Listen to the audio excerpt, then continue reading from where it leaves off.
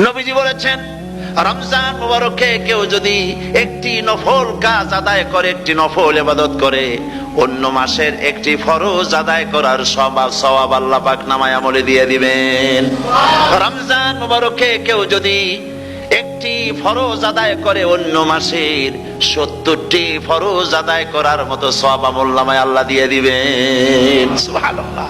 এই মাস আমাদের সামনে। আল্লাহু আকবার বলি, আল্লাহু আকবার বলি, আলহামদুলিল্লাহ। এই পবিত্র মাস আমাদের সামনে। সারা জীবন, সারা মাস অন্যায় করার পরে, গুনাহ করার পরে মানুষের অন্তঃকরণে কালিমা লেগে যায়। আল্লাহ রাব্বুল আলামিন রমজান মুবারকের একটা ব্যবস্থা করেছেন, ইঞ্জিন ওভারহোলিং এর মতো, ইঞ্জিন ডাউন দেওয়ার মতো।